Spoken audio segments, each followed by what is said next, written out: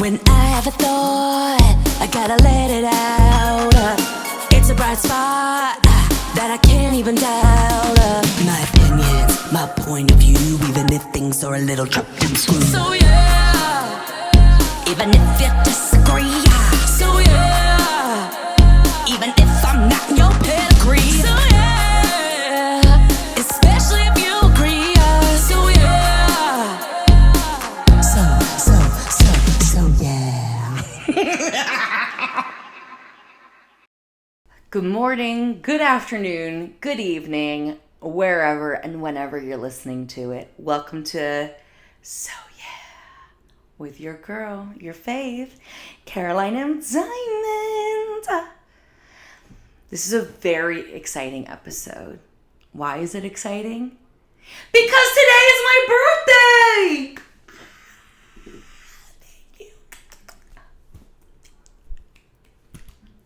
Yes, it is my birthday today, literally today, September 30th, and I am turning 15. No, I'm just kidding. Hell no. I'm turning 31 today. Wow. For me personally, I love my birthday, but I also kind of hate my birthday in the sense that as a Libra with a lot of Scorpio planets, placements, I like to think a lot. Much to my dismay. I like to think a lot, and September always is really heavy for me because I like to look past on this last year and think about all the things that I've achieved and all the things that I haven't achieved, and kind of like reassess and, what are the things that I'm taking into this next year of life and what I want to manifest for myself, what I want to let go of, and all those kind of things. And usually it gets really emotional for me. Like on the actual day of birth, I feel like this heaviness. And it's not to say that I don't experience like love from my friends, my family, anything like that. But it's like this internal emotion that like kind of becomes a little bit too much for me to really deal with fully. And if I'm being honest, because it's my podcast and 10 people are listening, it's been rough for me. This past year and a half, maybe 2 years, I've been using this time to kind of literally reassess my life, what I'm doing, what's my purpose, am I fulfilling my goals, what am I doing? And my mental health hasn't really been super strong, and some days it'll be good, sometimes it'll be really good, and then other times I will be so overwhelmed by, racing thoughts that I can't even get out of bed. And, I've dealt with anxiety and depression in the past, and, it's not something, again, I have no problem sharing my vulnerabilities with anybody.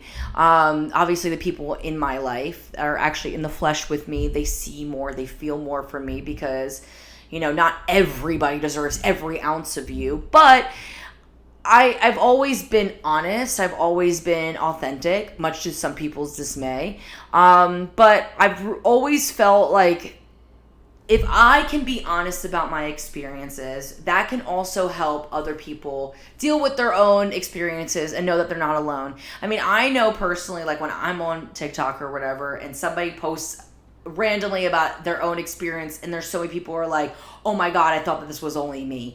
And that makes me feel like something that I also do in my life is I also do kind of that same thing as I share my openness and my vulnerability. And some people are like, oh my God, thank God, somebody else feels this way, or, oh my God, I'm seen. And I wish that all of us, as a whole, as citizens ourselves, that we could really just be honest with our situations. And so I understand that some people don't like to always verbally express, but I think that it would be really helpful for not only you who's experiencing what they're experiencing, but to the people who are listening, could be anybody, it could be your haters, it could be your lovers, it could be anybody, but people really search for that type of community, or at least I really do. And I find that the more that I am vulnerable and open in my experience in my life, I bring more of a community together, because that really is what it is for me, is I want to be able to be open and honest and just like upright with how I feel about things. So all that therapy talk going, which I just started therapy. Yes, we started it again. Shout out to Medi-Cal. You are that bitch. Thank you for covering my therapy. I really want this next year of my life. I use this as kind of like a video diary and a manifestation portal. And I am a magic manifester. Like I really am. And there are some things that I've done in my life that I've seen the true version of manifestation in real time. And so I know that the life that I literally manifest for myself is going to happen because of other things that I've done in my life. What I really want to accomplish in this next year, I know I've talked about on the podcast. I'll talk about it again, my podcast. I want to book a movie musical, and I'm going to get into the depths of it because that's what manifesting is really about, is like being specific. So we're in video right now, so the world is hearing me. I'm speaking into a microphone. Hello, it's speaking back to me. I will book a movie musical that will work on location for minimum 6 months. On location, that could be anywhere. So hopefully there's sunscreen there. Okay, please.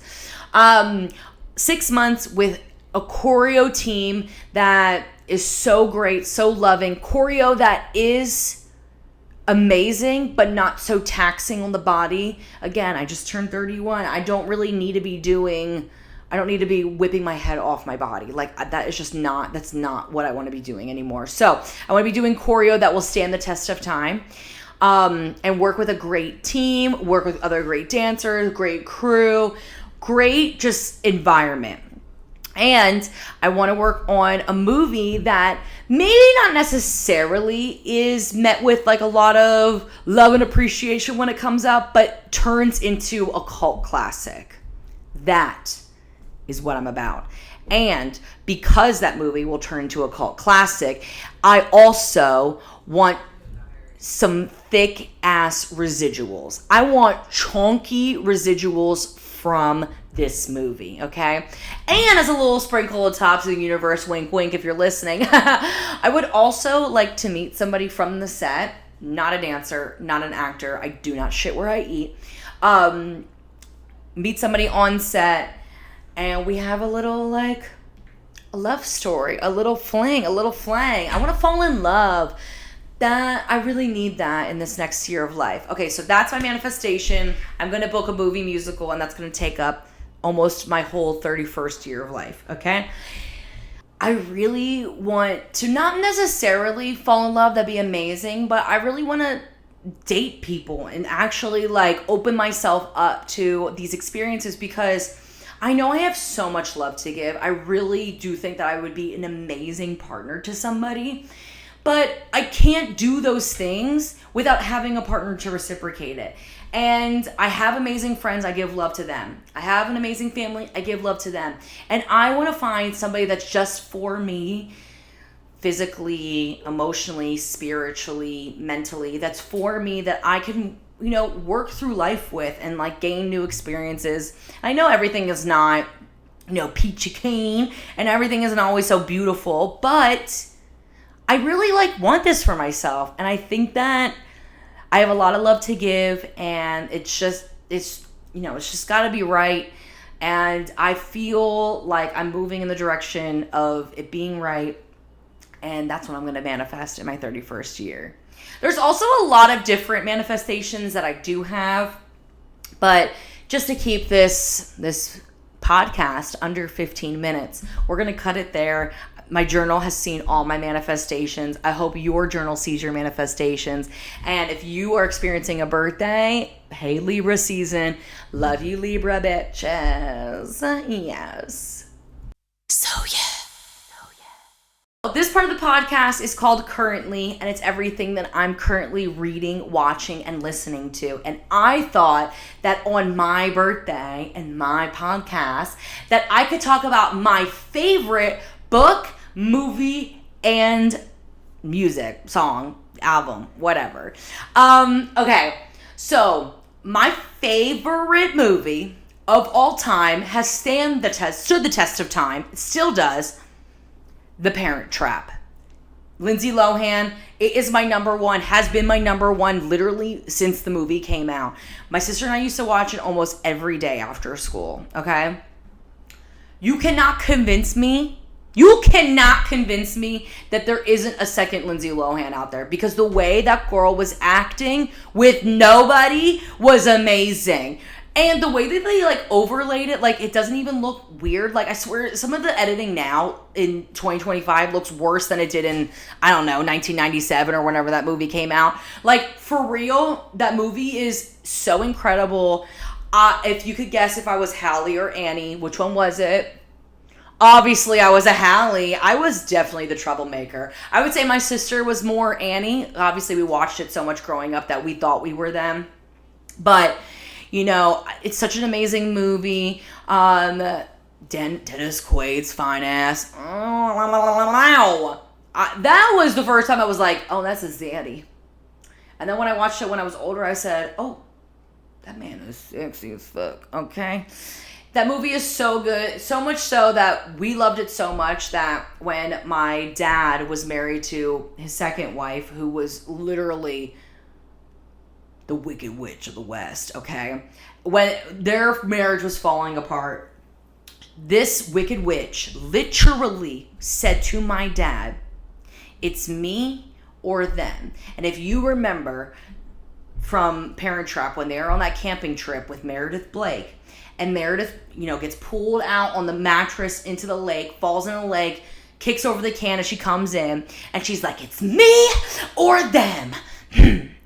And literally, Dennis Quaid, Vaj, says, THEM, them.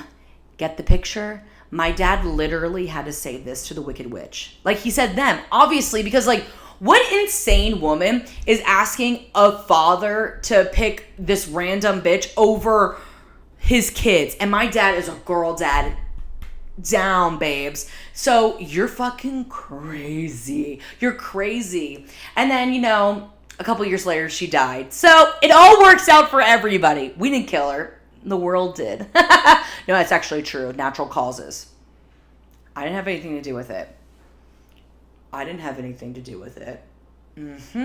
Now, as for my favorite book, it might seem a little cliche, but the reason why cliches exist is because a lot of people agree. And my favorite book is The Alchemist. The Alchemist is such an amazing book. It's not that long. It's really small. And it's fictional. It could be real, like, you know, back in the day.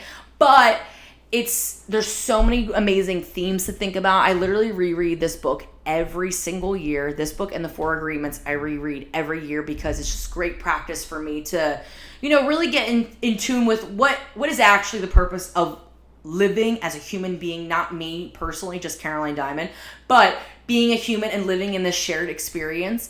And it's really, it's phenomenal. So if you've never read The Alchemist, please read The Alchemist. It's so freaking good. And I was going back and forth thinking, should I do my favorite song or my favorite album? I'm going to do my favorite song. And I don't even think that this is really up for discussion. I don't. I think that the best song of all time, is none other than I Want to Dance with Somebody by Whitney Houston. Because production, banging. Vocals, Whitney, come on. Lyrics, yes. It's not too deep, but it is deep. It has a lot of layers. It's a perfect pop song. You hear that song, you want to get up and dance. You want to smile. You want to just feel the joy of life and love. And that's what an amazing song does for me. Even though I don't think it's up for debate, okay? I think it's the best song of all time. And I really don't think that you could prove me wrong, because there are things in like my top 10 that are like my favorite songs. But the best song of all time is I Want to Dance with Somebody by Whitney Houston. Thank you so much for watching this very special birthday episode with me. So go say happy birthday, Caroline, in the comments. Yay! Venmo me. I love money. And I hope you enjoy this wherever you're consuming this content, this media. I really appreciate all my fans, near, far, wherever you are. And I'll see you next week. So yeah!